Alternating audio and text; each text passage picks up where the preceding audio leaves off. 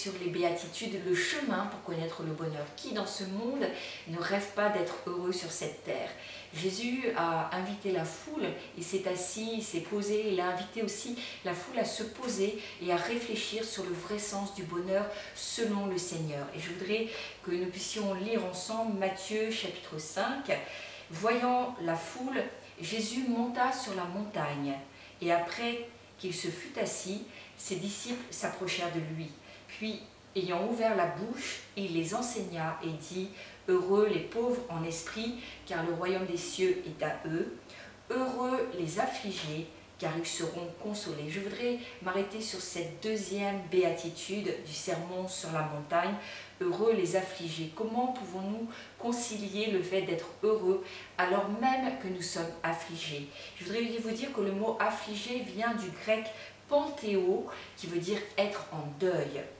Qui n'a pas vécu de deuil au cours de son existence? Qui n'a pas été affligé par un deuil? Parce que le deuil, c'est la perte de quelqu'un qui nous est cher, mais également de quelque chose. Nous avons souvent un travail de deuil à faire quand nous avons perdu notre santé, notre bonne santé. Nous avons peut-être perdu des amis, un amour. Nous avons peut-être perdu notre travail.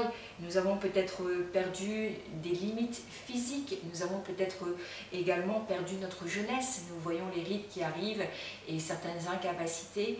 Tout ça, c'est le travail du deuil. Et là, Jésus se pose et dit, alors que le monde vous dirait malheureux, parce que nous vous voyons dans la fiction, moi je vous dis que c'est aussi un chemin vers la consolation.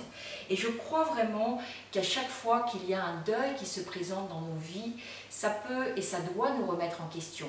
Ça doit nous permettre d'ouvrir nos cœurs qui sont parfois blessés à cause du deuil, qui lui bien sûr nous blesse, mais ça doit nous permettre d'ouvrir nos cœurs vers un chemin de guérison et vers un chemin de consolation. Et Jésus est en train de dire qu'il est le chemin de la consolation et de la guérison pour quiconque va l'invoquer.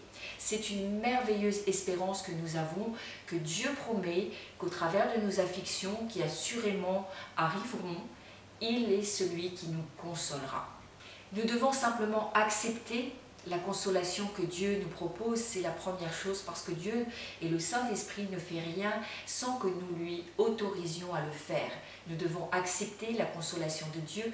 Nous devons aussi accepter la consolation de ceux qui nous entourent à travers leur présence, à travers leur amitié, à travers aussi les mots qu'ils peuvent nous dire et qui peuvent nous exhorter. Est-ce que nous désirons être affligés? Bien sûr que non. Mais nous avons une formidable espérance qu'au cœur de nos afflictions, Dieu dit qu'il essuiera toutes nos larmes. Je voudrais finir cette émission en vous citant un verset qui est extrêmement beau et qui est plein d'une douce consolation. Ce verset se trouve dans 2 Corinthiens 1, 3. Béni soit Dieu, il est bien de commencer nos prières en bénissant le Seigneur.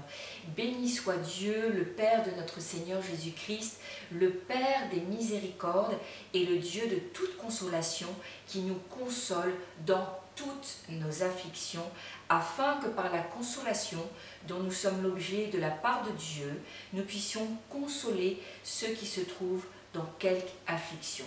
Dieu dit qu'il nous consolera dans toutes nos afflictions. Il attend de nous que nous puissions lui demander. Soyez pleinement bénis, je vous dis à très bientôt. Au revoir.